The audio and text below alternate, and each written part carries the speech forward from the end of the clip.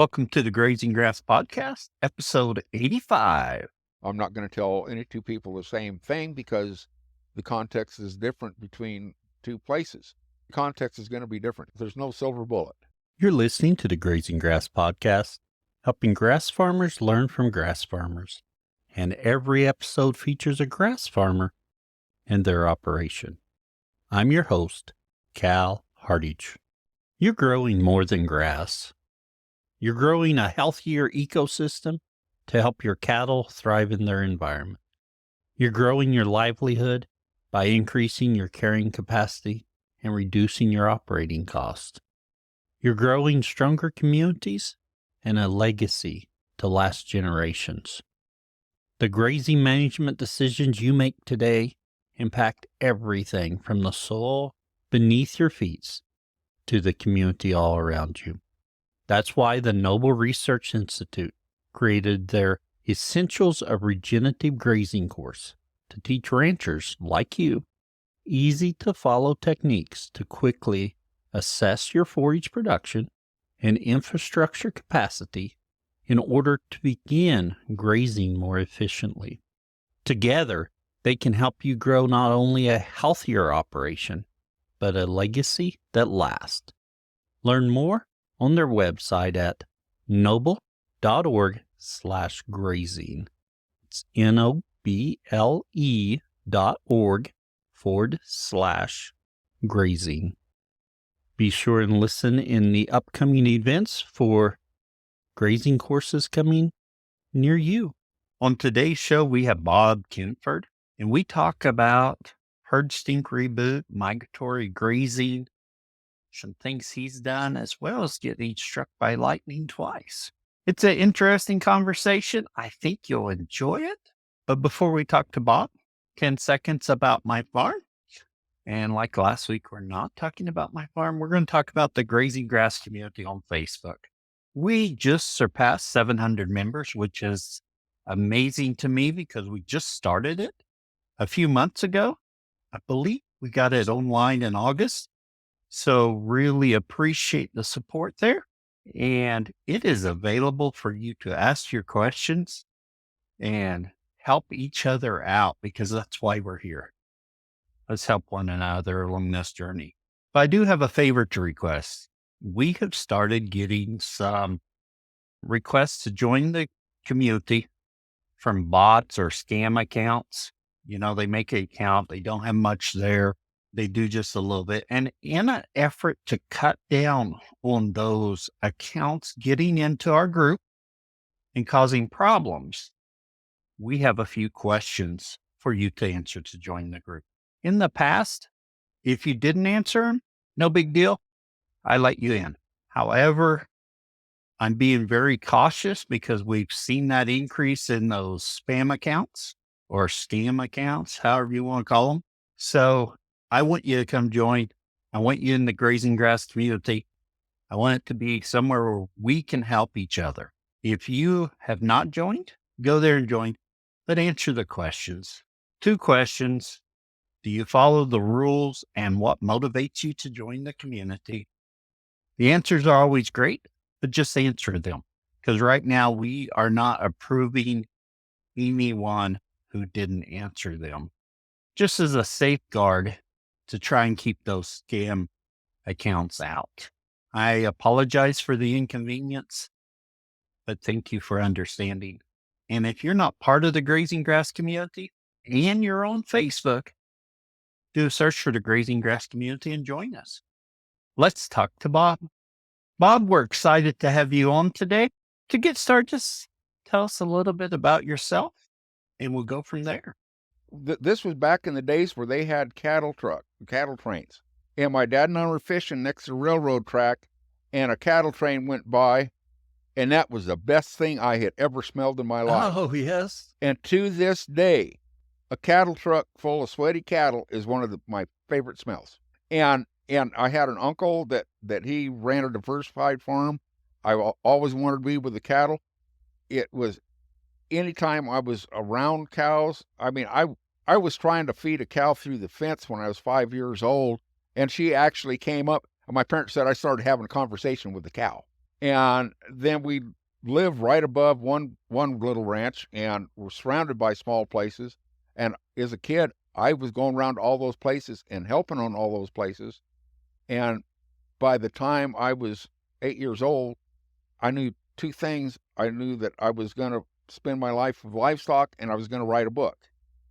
So it's like, what are you going to do when you grow? What would you have done if you did what you wanted to when you were a kid? Well, I've done it. It's like, I'm not going to grow up. I mean, that's just, it's just a part of me. I can't, I get away from it and I am miserable. But in helping on those places, I noticed on how cattle scattered out like marbles when sheep and goats would graze together. And that got an interest, and every bit of my stockmanship is ever since then has always had that in mind. That's been a question that's just constantly nagged at me. And that answer I got as a kid, well, that's just what they do when they don't get treated right. Because if you look anymore, if you drive around where they've got sheep and goats, and a lot of those places anymore, the sheep and goats are scattered out just like their cattle. And the difference is people have gone to handling sheep and goats just like they do their cows. And so they've got these stresses that are built into there that we don't look at as a stress because we do everything the easy way. And look here, they're coming in for this bag of cake. They're not stressed. They're coming into the feed truck. They're not stressed. But you drive around, and I bet if you drive around your country right now with a cake feeder on the back, and all you got to do is drive down the road and stop, every cow on both sides come running up to you. Oh, I bet that would be the case. Yes. That is, and the thing is, that is stress. Yes. Because they'll do it in the middle of the summer. I mean, I go to Kansas quite a bit, and in the middle of, they've got grass, and they're leaving the grass to come running up to the feed truck. Yeah. And that's a stress deal. And all those cattle that are doing that, that's causing more people to lose money that they don't even know that they're losing. I started having clients go and not let their cows know they're feeding them. Oh, yes. And it's like on calves, you're weaning calves and you get them out of the pen. Well, I'll say feed them down at the other end of the pasture, go out and lay out your line in 3 or 4, 5 lines where those cattle can hit it, spread out. Then go jump on your horse and you bump them over towards that cattle, or over towards that feed. And once you can see that those cattle are close enough to hitting that, you don't have to worry about it. You can just walk off and leave. By the second or third day, you can have 300-400 head of steers out there, and you can be on the back and tell when the front end hits that feed, because it's like an electric shock goes right down that whole bunch of animals. They pick up, and they're not, when you drive out there with a feed truck and they've got purpose when they're going, and they might be going up there, but it's kind of a negative energy, and they're butting heads and they're fighting to see who gets to that feed truck first. Oh, yeah. And you got those cows that are just sitting there just grabbing at that cake while it's coming out of the bin. Then you got all your thinner cows on their back going, oh, well, right. Maybe we'll get something. But this way here, it's like, oh, there's feed. And everybody is running and bucking and playing all the way up. And that's, most of these places that are doing this now are getting a half a pound a day more gain. Oh, wow. And that's from spreading that feed out so they have plenty of room to eat. And what's reducing that stress? Okay, I'll put it to you this way. You look like you might like to eat. I do like to eat.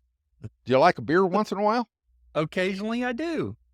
Okay, well, I'll tell you what, we're going to go. I've got a party set up, all the prime rib and lobster that you can eat, plus any side dish you can imagine, and any type of beer you want. Sounds like a good deal, right? Thus far it does, but I think there's a catch coming. Yeah, there's a catch to it. I'm going to have all the linemen and linebackers from the NFL at that same party, and they're under instructions to not be nice to you. Yeah. And it's not going to take you long before you'll look over across the street and see that McDonald's and decide you'd rather go have a Big Mac than a prime rib. No, you're exactly right. Yeah. Yeah, and it's the same.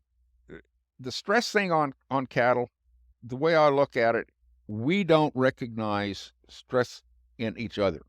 You probably know somebody, you at least know somebody that had a close friend or relative commit suicide. Yes.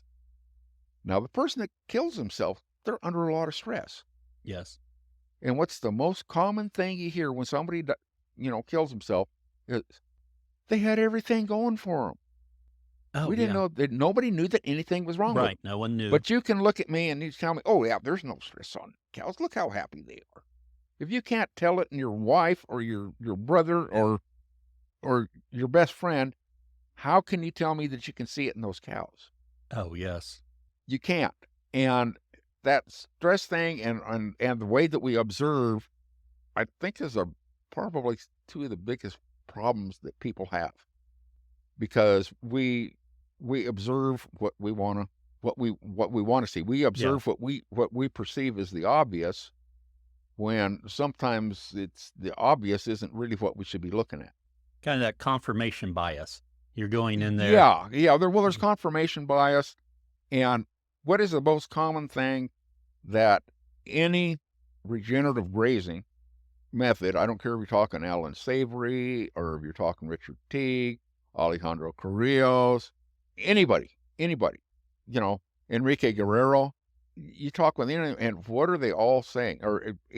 And even, Jaime, what's his name, that does the total grazing? Yeah. All of them say the same thing. We're mimicking nature, Right. Yeah. because, all the massive herds of buffalo, or bison, Right. Watonka, whatever you want. I don't want to insult anybody here.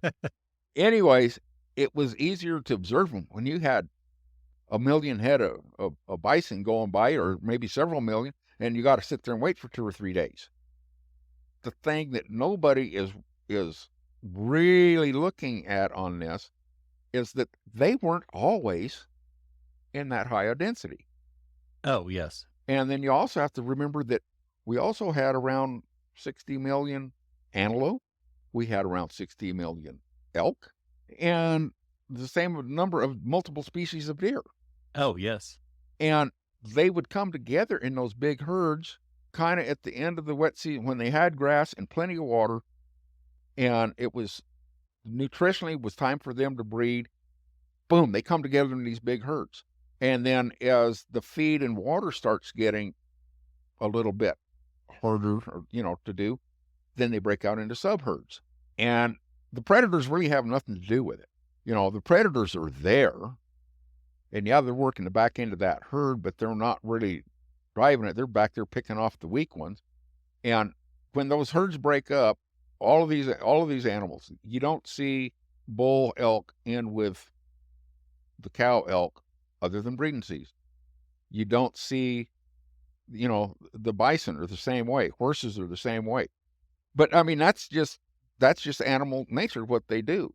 And I think if they could get a research program going, which I think would be cooler than heck, to go to some of these big herds in Africa, I think that if they took these subherds and they did the collar testing on them and DNA, make sure they're all related, and then do the same thing to the predators around them, and I think that there's actually a pretty strong relationship going between those predators and that herd of animals, to where when it's time, when they get into that big herd, those predators follow that herd, and then when they come out, my bet is that it's the same set of predators following the same set of animals back out.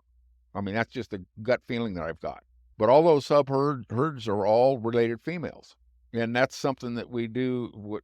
That I think that we make a mistake with the registered outfits. They kind of do it, but we bring them together and then we go, okay, we're setting all the bull calves out this way and all the heifer calves out this way, and they've actually got pretty strong relationships, stronger between some cows than others.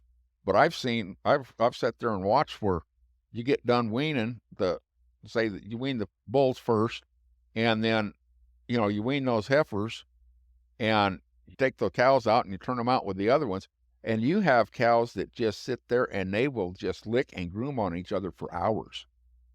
And they will spend days, I mean, just dang near touching each other. They're so close, for days. So if we're interrupting that, what are we doing to the animal performance? So what do we do instead of that? Run them in one herd, but you've also got to let that density. You've got to let that density change as it needs to change. Yeah, when you're first starting out, like down here, if you can feed them on an area to build your fertility, fine. It's hard to make a profit doing that, and that's one of the things that just that just really kind of twists me off on this government program. Oh, we're going to help the regenerative grazing deal. We're going to help you build water lines and fences. And okay, water you need. Fences is the last thing you need. You do not need to fence cattle in on their feed. In fact, you would, if I'd like to see somebody like Enrique Guerrero, and he's actually been to one of my schools, and Alejandro Carrillos he has had me down to his place, and that's where he's sending those cattle up the draw. Yes. That's the stuff that he learned from me, because he wanted to know how to graze that. So Oh, yeah. yeah. But anyways, if you would take, instead of putting that feed in there, and it's right next, these cows are looking at that. They're seeing it. Boy, they want to get over that feed. So they're getting all stressed up.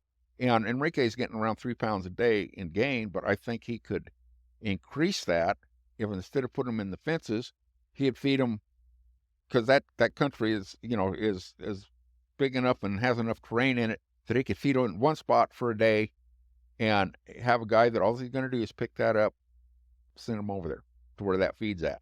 And then instead of one line, have it where they can spread out there and go in there nice and calmly and set down. And actually he could feed. I know a lot of people that feed for 2 days in the winter, and then they put out 2 days worth of feed, and today, and move the cows tomorrow, and then they put out 2 more days of feed. Then they take a day off, and they can reduce their workload, and their cattle are calmer. So if they could set out that feed, and then a guy go over there and pick it up, and then portable fencing isn't that big of an expense. It's the labor behind it. Right. Yeah. So if you can take away that labor, you got to feed anyways. So you're dispersing your feed on a little bit different, because rather than putting it out solid like they do, you'd be putting it out about 2 cow widths apart. You're not getting quite as much organic matter in the ground, but you're going to get better gains with less feed while still helping the soil.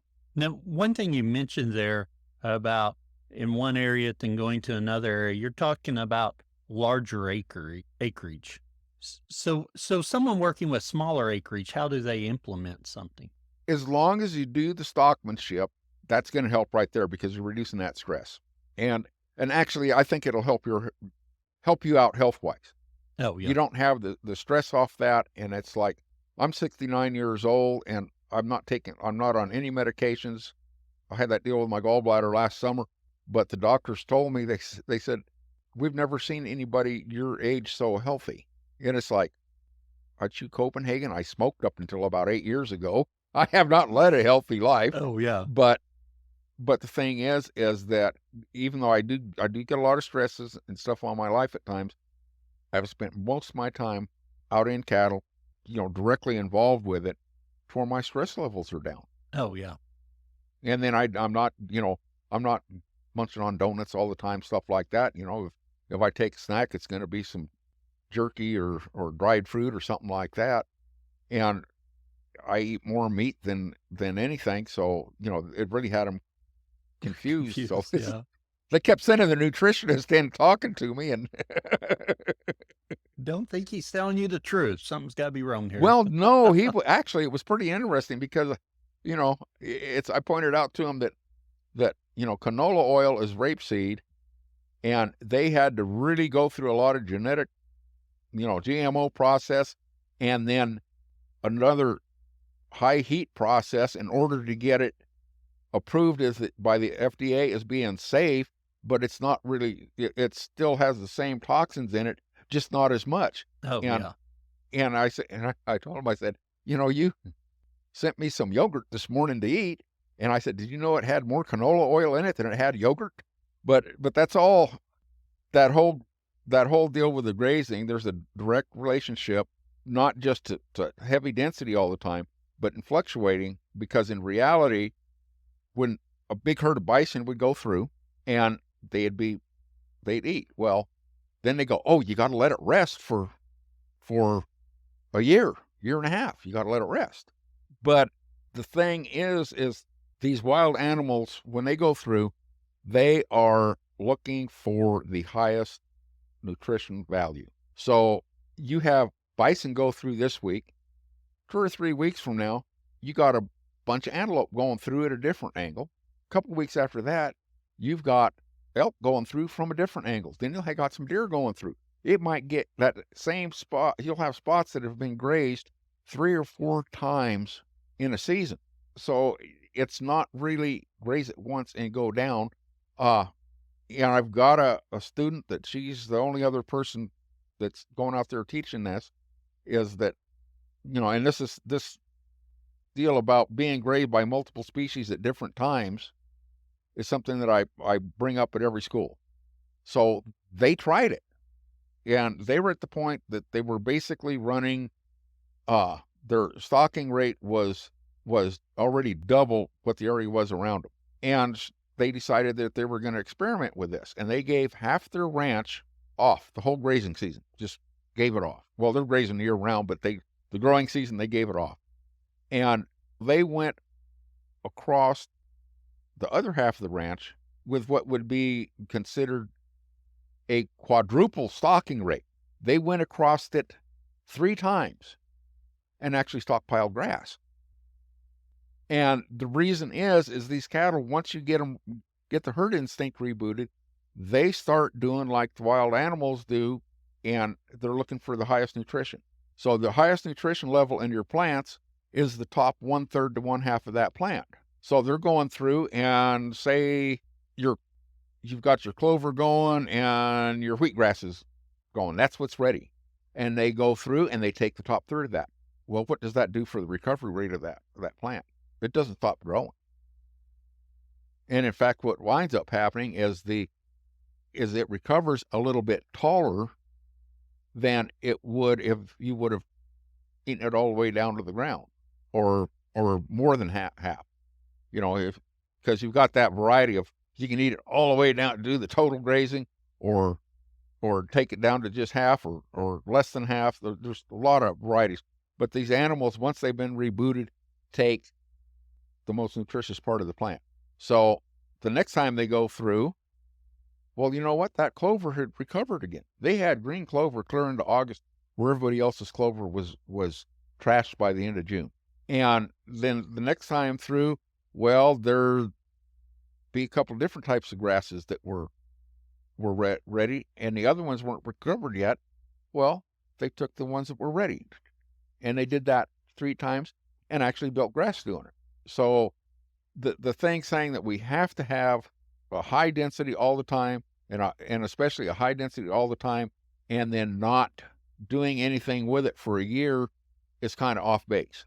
Yeah, and this is plant recovery. What's a fully recovered plant? So, when you get a fully recovered plant, that bite mark's gone and you've got the full leaf structure and it's got a certain number of leaves and it's so tall. Yeah, that's what everybody says. But actually, the fully recovered plant is when it's at its full mature height and has the seed head on it. Oh, okay. That is full recovery. Yes. Now, if you're doing annuals, you can go by those parameters that you just set. Right. And it works great if you're doing irrigated cover crops. You can get by with that. But if you're doing perennials, you're wanting that seed head to come. Oh yeah. And even in your irrigated pastures, like I say, I've been around a lot of different management systems and stuff. What does everybody talk about in these pastures that are irrigated and they're farming it? Oh, what are we going to plant this fall? What are we going to plant this spring? Every year, same thing, Right. same thing. What does nature do with annuals? They reseed and keep going. You look at California. Big part of California is volunteer oats. Oh yeah. They can't get rid of them because they reseed themselves every year. Oh yeah. So just from that, why aren't you taking, say you graze there towards the end of mid-August, towards the end of August, go ahead and no-till in your winter fall crop, and then give it a break. Let those, especially these people that are running yearlings, they can pull the yearlings off. Let that summer crop fully recover to where they've got the seed heads. Oh yes.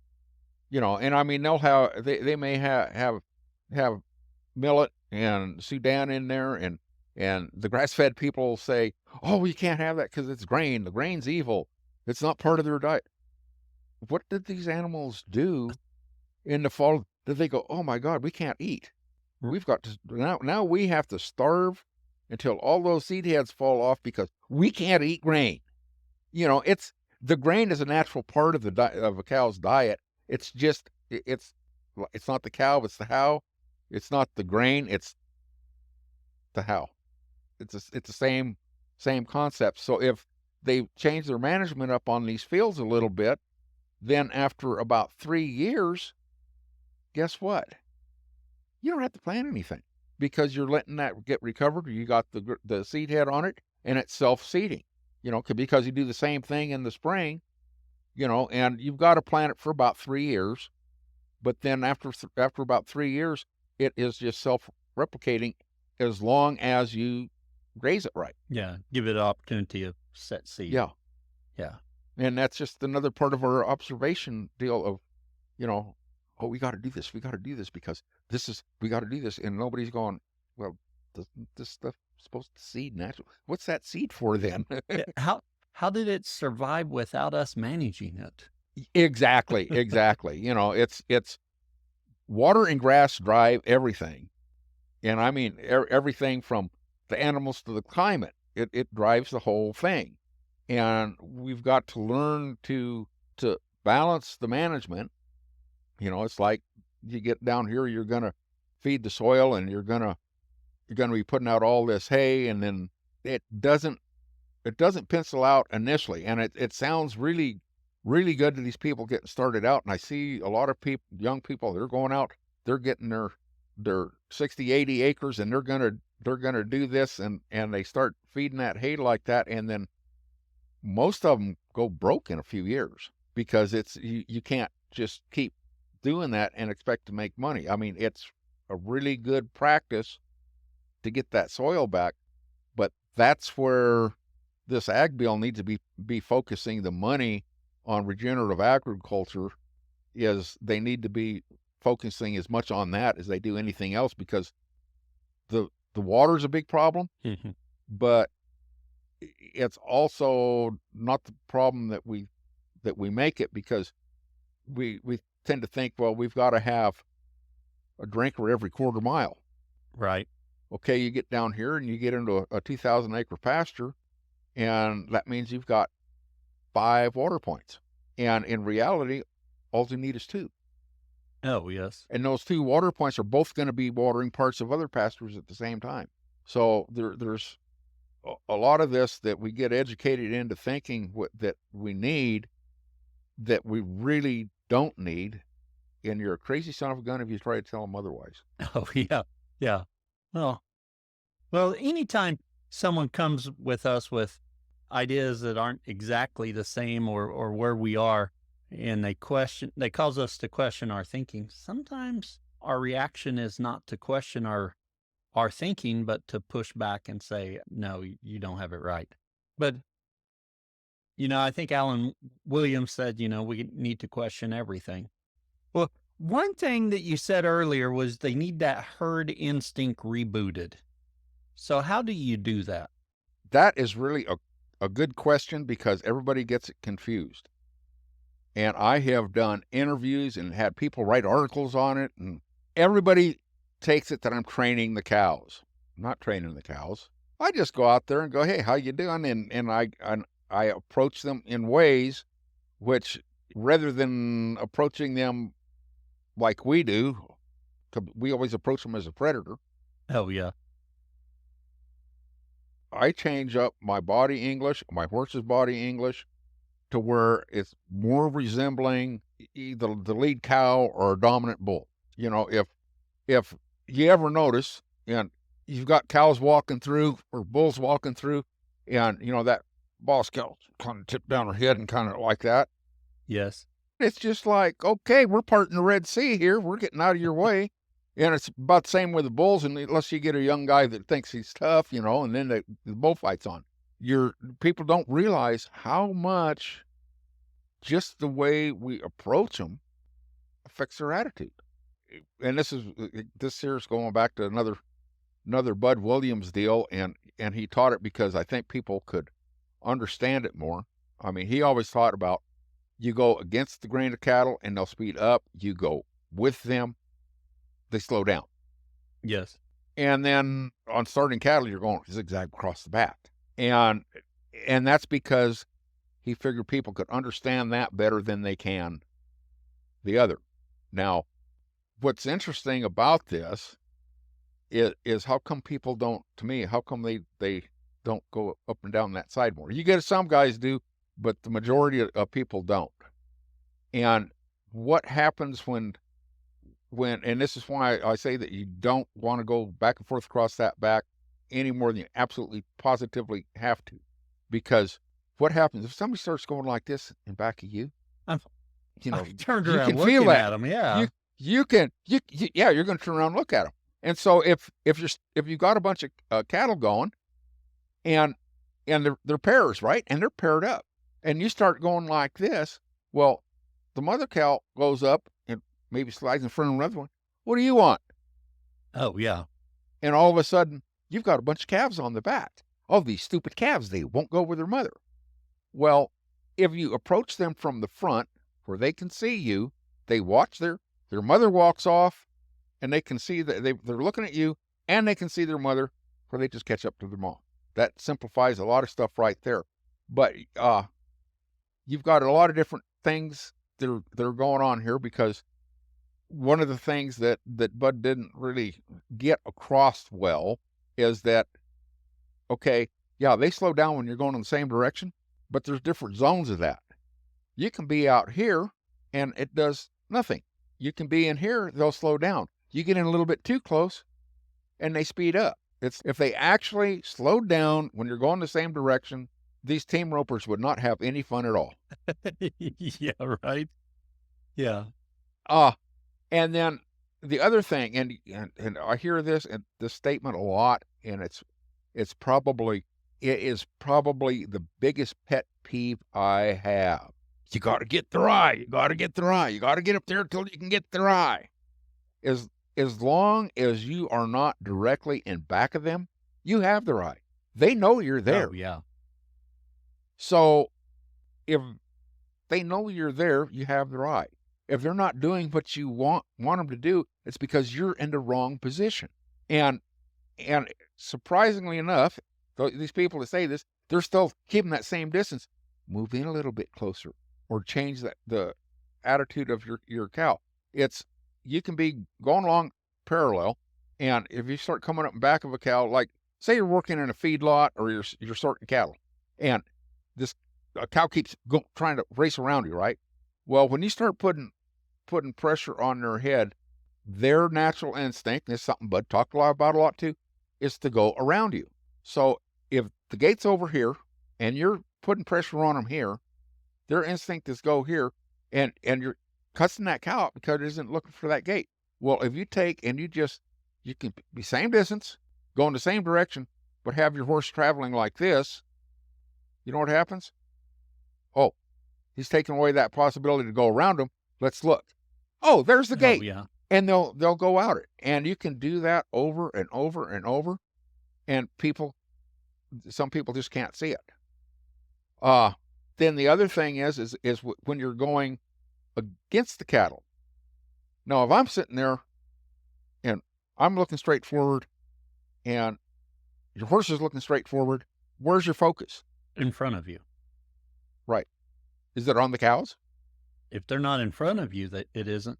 So if you take your cow and you're going against these cows now, and you've got your horse kind of, or you're walking and you got your body turned, or your horse just having their neck turned, and they're kind of doing a little bit of a half pass at them, where's that horse's focus? So if I'm staring at you as I'm going by, you can feel that more. Oh, you can play, go to Walmart and go walking up and down the aisles and find somebody and just kind of tip your shoulder at them like that a little bit when you're going by, and they will unconsciously speed up. Oh, yeah. You can play with this on people. Oh, yeah. It works on everything. Yeah. But you've got to remember that focus. Ray Hunt and the Dorrance brothers and Buck Brannaman, all these guys that talk about balance, timing, and feel. But one of the most important things on that is focus. And Tom kind of talks about it because he talks about focusing on where you're wanting to go. Well, the same thing goes over to the cattle. You've got to have your focus on them. Oh, yes. And as such, when you're going down and people say, well, you're going to blow them out the back trying to start them that way. Well, the thing is you're going down and you've got your cattle looking at them, or your horse looking at your cattle as you're going by, and you're reading those animals 50 head down. And you can tell when one is getting ready to want to break out, because head comes up and it starts looking around and it starts getting agitated.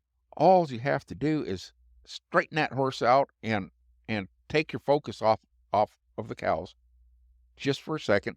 If you have to look away a little bit, but then as you get up close enough to it, put that focus back on, and you'll have a little bit slower motion on those others, but all of a sudden that cow that was getting ready to break by, boy, it will bust a butt trying to get by you to where in the direction it's supposed to be going. And what winds up happening when you do that, when you are doing this, and say you've got a bunch of cows that are, you're moving along and everything's going good, and you look back, oh shit, there's 3 head that they stopped to eat. Well, you start trotting back there and they will pick up and they'll put a kink in their tail.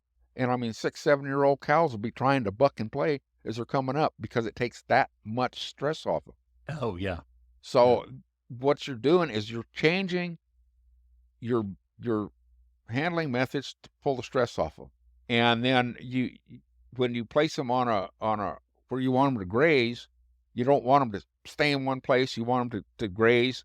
And then, so actually you're not doing the daily moves. You're doing a constant, gentle move through the pasture that it is totally dependent on the quality and density of your forage. If you get down here and you got a blade of grass that's 100 yards apart, and those cattle, they've got to spread out to go through that area. Right. But then the same cows, all of a sudden you come to an area where you've got nice green lush grass or a lot of browse, they will come in and actually graze together so tight that they're touching each other. So what you're doing is you're taking the stress off, and once you take that stress off, they want to be together. Then they also start looking for the highest nutrition in the plants, which means they're biting the grass different, and they literally start looking for other sources of nutrition. I got into it on Facebook with this guy on rec. If I tell you what, he was saying, I don't want to hear about this rebooting the cow herd. Cows will not eat ragweed. I'll give you $1,000 a head to come down here and you can even bring your own cows. That if they'll eat this ragweed, I'll give you $1,000 for every cow that eats it. I come this close, saying, okay, I'll go down. I'll work with your cows for 3 days, and on the 3rd day they'll be eating the ragweed. Oh yeah. I would have owned half his cow herd. Yeah. But it's basically you're taking the stress off, and to take that stress off, you have to go on what I call cow time. You start out first thing, the first morning, you go out and you just throw the cattle together, just suggesting it, and boy, it's like watching paint dry, because I got to go out and I'll explain something, and then I'll make an approach out there, kind of give them the idea of what's going on, and then I'll take you and we'll go out and you follow me, and then I do that, and you do that 10 times, and then every time you do it, you don't keep the motion going, you just do it, and then the motion dies, you got to start it again. So everybody keeps, you just got this little conveyor belt going, and then you send them out, and then I've got radios now where I can, if something starts blowing up, I can send them the other way and straighten them out. Or if they get into a wreck, it's funny because people go, well, we'll have something mess up and think, oh boy, it's going to take all day to get this straightened out. And I'll go out and I'll make 2 or 3 passes, and there they are going the right direction. Yeah. So, but it takes that being explained to, kind of getting walked through it and watching it repetitively for you to get it, because it's always a constant state of flux. And it's like I tell people, I can't teach you anything. All I can do is give you the concepts. Now, if we're on on your set of cows on this school, your set of cows will usually be there. If we're doing it on the yearlings, they're going to be there after 5 days. But even though those cows aren't quite there, you've got the tools that you can go ahead and continue through it. Everybody else is going to go home figure. And some people, I had a kid do a 2-day clinic with me, and he went home and put his cows together. He grasped it that fast. But there again, that's that deal with the talent and having that connection with the cows and the horses and the whole thing is what allowed him to do that. But in the end, you're doing it all on cow time, because once you get them turned around and they're going into water, and that first day there might be an hour difference between the front end getting in and the back end going into water because you're not forcing it. Well, then you sit there and until at least half of that herd is ready to go graze, you don't let them go anyplace. Then you use the same stockmanship to take them to feed. And sometimes, depending on the place, you might have good feed 100 yards off water. You just slip them up, and if they're sitting in there, if they're grazing instead of walking, you walk off and you leave. You're not sitting there forcing them. And this is the thing that everybody who has tried to do this on their own, you got to have the control. You got to have the control. There is no control. Life is chaos. There is no control. Yeah. You go with the flow of the chaos, or you just screw up. So they're going out there. There's an outfit in Idaho that I was wanting to go up there because they've got a really cool program going on, and they're getting better at it. But every day, 8 o'clock, we go to water. Every day, 10 o'clock, we go out to graze. So they're making those cows work on their schedule, when in reality, those cows will graze for about 4 hours, and then they'll kick back and they ruminate for 3 or 4 hours. Yeah. So we're setting this on our schedule, not theirs. And once you get it onto their schedule and you've got that stockmanship going for they understand it, third day, and I mean, this is consistent. I don't care if I go to Mexico or Kansas or Australia, no matter where I go, on the third day, there's something that clicks in on these animals where they start eating things that they had been avoiding, including ragweed. Oh, yeah. Yeah. Including ragweed. When I was at the Flying W that first year and we worked on a bunch of heifers, they had paths that were going through stands of sumac that was, just like 6-8 inches high and ironweed. And they had a path going through there, but they wouldn't even graze the grass that was in between there. On the third day, they started eating sumac and ironweed and ragweed. They had one willow tree, and boy, they just stripped that sucker down. And I asked Josh, I said, well, you want to let's send them down that draw and just see what they do to that draw going down, so we can get an idea of what the impact of all those cattle doing that. So we set them up and we go down through there, and he rode down in there to see what they were doing. And he didn't take a picture of it, but he says, did you know there was cows down there standing up on their hind legs to get the locust leaves? Oh, yeah. Completely changed the whole dynamics of that. Grass was coming in, and it's like, it's one of those things you got to see it, because, I got to admit, because if I think of it from somebody who has done nothing but conventional set stock grazing all their life and conventional handling, that's BS. It's got to be that. I've never seen a cow do that. But once you see it and experience it a little bit, that makes a big difference. And that, when we had that little faux pas there where we disappeared, Yes. I got to talking about the education deal and why it's so hard for people making this changeover, because for the community, within the community, it looks like, oh, wow, whoa, we're making all this progress. Everybody's doing this. But in reality, no, we're getting more, but it's a long ways to go. And big part of this is on the education. And I'm all for knowledge, but I'm kind of an didactic learner, where if I'll go out and I'll learn something and I'll read books, and it just started out, I was in high school, got in arguments with teachers, my biology teacher. Some of these books aren't really right. They talk about animals being grazers and browsers. Oh, yeah. Well, if this was true, we wouldn't be seeing deer out in the alfalfa field.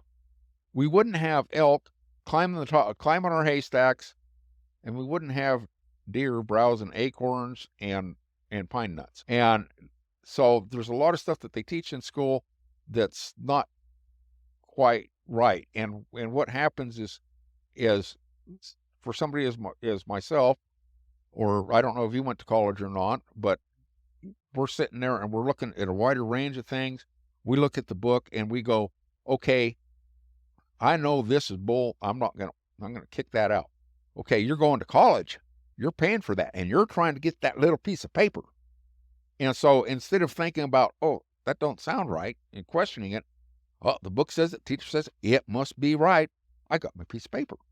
So it takes longer for people, to open their minds up to it. And then when they do open their minds up to it, they'll read a book or they'll read a couple of articles and they'll halfway do it. A lot of this research, I mean, there is so much research out there showing that the regenerative grazing works, but yet you still have these studies coming out saying that it doesn't. It's inconclusive. And I figured out what it is because I've looked at enough of these studies. I've talked with these people. I've gotten into arguments with them on Facebook. And what it is, okay, this doesn't make sense to me, but I've got my piece of paper and I'm going to study this. So they go out and they study it. And as Richard Teague said in his first study on multi-paddock grazing, is that they studied it, but they didn't understand it, so they didn't follow the directions. So, of course, it doesn't work. If you don't follow the procedure, it doesn't work. If you don't have the flexibility built into it, it's not going to work. So they go and it doesn't work. So what do? They take all their data and they take it over here to this group of people who also don't know how it works and don't understand the flexibility of it. And they go, oh, you're right, it doesn't work. And then the vegans go, oh, look, see, it doesn't work. You got to get those cows out of there. And the animal rights people do the same thing. So, we've got a lot of well-intentioned false information going on. And that's like, I don't know how you combat that, especially in today's age when you're doing this with AI and I don't even exist. Oh, yeah. Yeah. We talked about that migratory grazing and how you're out there and you're nudging them in the right way. You're relieving some stress there. But when we think about someone who's got smaller acreage and just a few cows. Well, just that change in stockmanship alone. Yes. Is going to make a big difference in the attitude of your animals. And the other thing that these people need to realize is that we're training these animals to be stressed. If we don't even realize it. Oh, yeah. One of the things, you get onto ranches and every spring, the calves take a few weeks of being messed with before they start going with their mothers. And everybody cusses the dumb calves and it's like, well, and this goes right back to what we were talking about earlier, the way you feed. Yes. They put out a bed ground over here, and then they feed over here. So every day that cow, from the day that calf's born, the cow walks off and is gone for a couple hours, and the calf doesn't think anything about it. That's the way it is. So you go to move the cows. Why would that calf ever think it needs to go with his mother? Yeah. He's right. Yeah. So when what we're doing with all of this fences and time moves, the bat latches and that, we're training them. We got to go now, even if we have plenty of feed. When I went to Alejandro's, the big problem, he kind of thought that maybe that this was full of a bunch of bull, but he's pretty open-minded about stuff. And he had a big problem he had these 200-acre pastures, and he had his cows in there. He's doing daily moves. Well, he'd get out there and the cows would run off and they'd leave the calves behind. And even at that point, his bottoms had enough grass built up that a newborn calf could not walk through that until it was 2 or 3 days old. Oh, yes. It was just impossible. There's too much grass. Oh, yeah. But those cows were so stressed, even though the grass was that thick, because they were so used to getting moved every morning, that we were down there at 6 o'clock and coming up top of this hill, and you could hear these cows bellowing and moving. They were stressed. And I said, well, what the heck? We're going to push them back up. We're going to teach them a lesson. We push them back up. got them paired up, and went to turn around and go, and it literally turned into a stinking stampede. Some of them even made new gates. Oh, yeah. But, because when we do this, we're going out, we're hitting it twice a day. Down there, it was hot enough that they, and they knew the schedule of the cattle about, how long they'd be on coming off of water. So we'd go to the house and we'd have lunch and sit there, and some people take naps, and then, like Fernando Falomir, who'd be another good guest for you. He's the grazing consultant for Understanding Ag. Him and I'd sit there and discuss stuff. Then we'd go back out about the time they'd be coming off of water. And every time we'd go out, they'd be easier to handle. They would be a lot more responsive. They'd be closer together.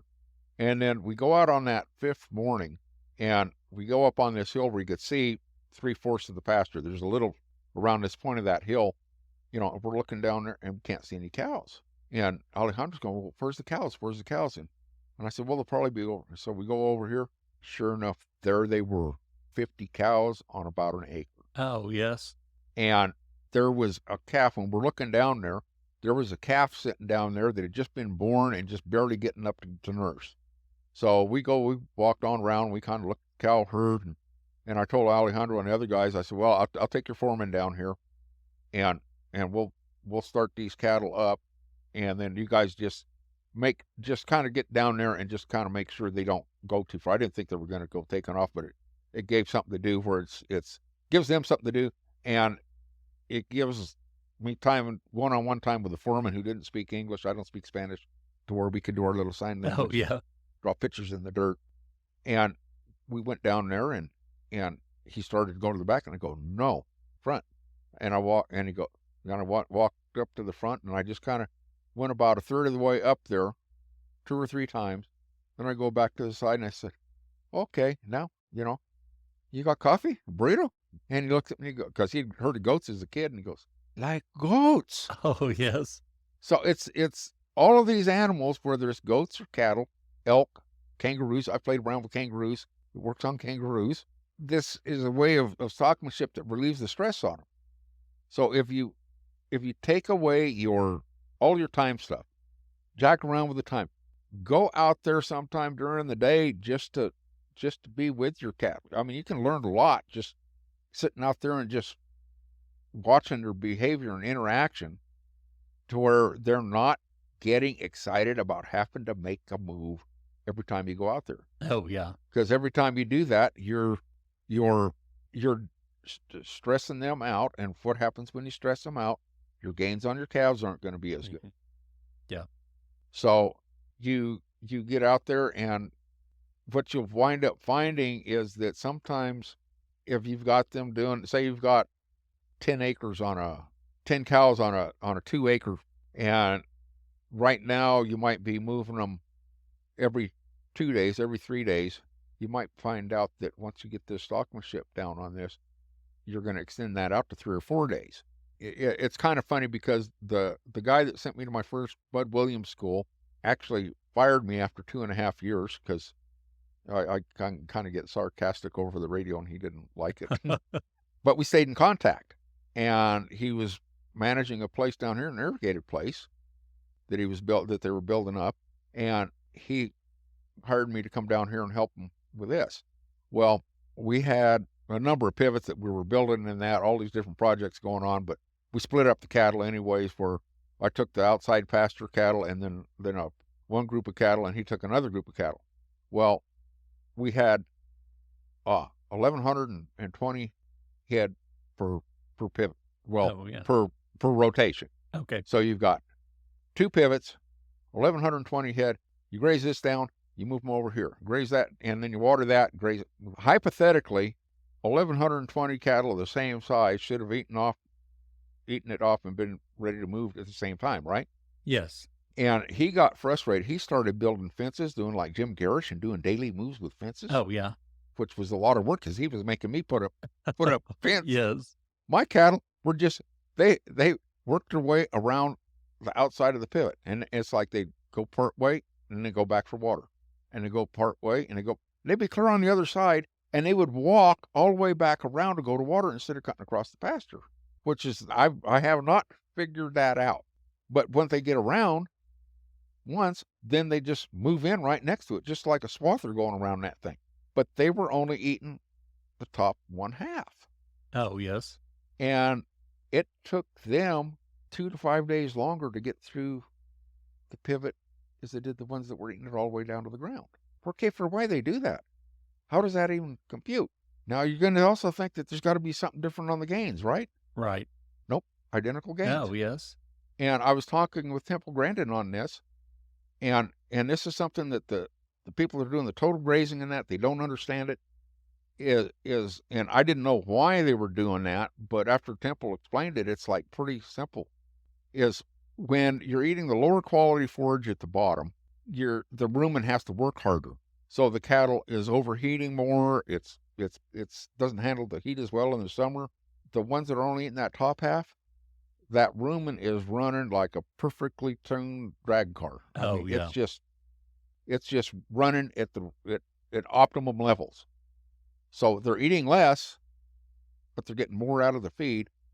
The other ones are eating more, but having to work harder to get the same benefit. Oh, yeah. And what's interesting about this is Ricky Krimmers has got her cow herd. They've got some bottoms that got washy grass. Cattle would constantly camp out down there. Summertime, they'd be underneath the shade of them cottonwood trees. That's just where they'd stay. And she sent me a video. In fact, it's on my website, where the cow herd is grown enough now to where their old water system, and of having the drinkers quarter mile apart, they can't all drink at once. So the cow herd had split up into 2 groups. And she said it was around 7 o'clock at night. It was still 105 degrees. None of these cattle were in the shade. Oh, yes. They were up close to this one water ruminating. The other ones were down here. As the ones on top of the hill started going, cows lower, they picked up and went. They couldn't go right straight up because it was in kind of a little ravine going down through there. They went down and they turned up and they went up and joined back up with those other herds. Oh, okay. So they can actually split up to go to water because they know that water's it. But then when it comes time to graze, they go back together. Oh, yeah. So that relax. So if you can get your cattle in those smaller pastures going on this, what are you doing? You're rolling their stress rate down. They're hitting that grass in a way that's going to give you faster recovery, and it's doing nothing detrimental to your animal performance. In fact, your animal performance should go up a little bit just because of the fact that you've taken the stress off by changing your routine up to where you've got the stress off the cattle. The cattle don't automatically think they're going to have to move when you show up, and there's no timing to it to get the Pavlov's dog response. Oh, yeah. And if you watch, because all these people, they've got all these moves about, oh, look how easy our cows move. Look how easy our cows move. And I'm sitting there, I'm banging my head on the wall, because these cows, they go through that gate and they spread out, and they got their heads down, they're eating, and they're walking fast till they hit the other fence, and then they turn around and they come back, and, oh, I see we did a total great. No, they're selectively grazing, but you've got them set to where they're in a panic. They've got to. Oh, yeah. They've got to go and do that. If, your cattle are actually relaxed and acting as a herd, they walk through the gate and they put down their heads and they get out there far, and they keep moving a little bit, eating and walking, and everybody walks through, and then everybody's through the gate and they're in a unit. Nobody's stressed. Nobody wants to run back. Nobody, they're just more stinking relaxed. So they perform better. Guess what? You're more relaxed. Oh, yeah. Yeah. Just because that's going back to that vibration and frequency thing again, the energy. If you've got that relaxed energy, then you're more relaxed. Right. Yeah. If they go through there, they've got all that energy, and oh boy, this was fun. Now I can go do something else. Yeah. Because we've got to be busy. If we're not busy, we're not being productive. Yes. And some of the most productive times you can have is be sitting there watching cows grazing, and then all of a sudden something will pop into your head that, oh, that'd work. Oh, yeah. Yeah. Well, Bob, we're going to have to wrap this up and move to our famous 4 questions. Same 4 questions we ask of all of our guests. Our very first question is, what's your favorite grazing grass related book or resource? I don't have one because there's good things in all of them, and then there's Yeah. things in almost all of them that I have a tendency to disagree with. So I don't have a favorite. I'm trying to write one myself right now, and it's like I argue with myself that it's not clear enough. So And you're absolutely right there. You know, when we read any book, it's a snapshot in time of that person's thinking, and I'm sure it evolves for them. And then oh, we're looking at it with our experience and our knowledge as well. So yeah. yeah, and it constantly expands and changes, and something you do today, you may get into a similar situation a year from now, and there'll be something that you'll learn in there, and you go, oh yeah, maybe if I try, and then all of a sudden you're Oh getting yeah, another rabbit yeah. hole to go down. Well, our second question: what is your favorite tool for the farm? My horse. You can move cattle with a four-wheeler, you can move cattle with a side-by-side or a helicopter, but you're creating so much stress, it's unbelievable. I have a good friend I worked with in Montana that's an Australian, and he drove 8 hours to visit me at a school, my first school I did in Australia, and we're having this talk on stress and on about how the machinery, and he goes, "Yeah, Bob," and he was a helicopter pilot. Uh, he goes, "You'd be amazed at just how fast you can settle down a mob of cattle with a helicopter and a couple good guys on bikes." And I go, "Yeah, yeah. They're just do just like those Jews when they were surrounded with barbed wire and machine guns. Boy, Oh, they just settled right down. They didn't have no stress on them at all." But that's the same sort of relationship. Just because they appear calm doesn't mean that their heart isn't going bum bum bum bum bum bum bum. I have a drone I put up sometimes. I thought, oh, this will be neat. I can fly it out there and look at the cows. It stresses my cows out like crazy whenever I put that drone up. They do not like it. I've actually, when I did my cattle handling video, I used the drone, and they didn't mind it that much. I was involved with as a consultant on a study for drones with Colorado State University, and I told them they're going the wrong way on this because the guy's wanting to check for sickness in his cattle on a 40,000 acre pasture, and cattle are scattered out all over the place. What you need to do is go ahead and reboot them where they're all together, so you know what the condition is. But what you need that drone for is an infrared camera, the ability to judge your forage of which forage is at the optimum, and which forage, like you might have. I never did get touch on oxidized grass because that's kind of that grass oxidizes, and if it gets too far, then you just lose that standard grass. So if you're sending that drone up and, oh man, look this over here, take those cattle over to that and just run them through it just to hold them up, rodeer them there for a minute or not a couple of hours to add fertility. And then we can go over here where it says that we've got a whole bunch of, let's just say, cockleburs that are out of the two-leaf stage that are 6 inches high. That's really good forage, and we can just point those cows up. I mean, you could really use that to pinpoint your grazing, but, that doesn't pay as much as the fencing people. Yes, that's true. That is true. Our third question, Bob, what would you tell someone just getting started? There again, it depends on their situation. I'm not going to tell any two people the same thing because the context is different between two places. And that's another thing that this fencing deal bothers me is that you got all these pastures out there, and it's like I talk about, you tell well, there's times you might need to backtrack Oh, yeah. and go back in and run through it. I mean, if anybody that listening to this has got a lot of mesquite, get your cattle rebooted, send them into that mesquite when it just starts to bud out, and then once and what happens instead of having one cow here, one cow there, another cow, each bush having one cow on it, you got 2, 3, 4 of them. The next one's got 2, 3, 4 of them, and then you pull them out as soon as the blooms start coming.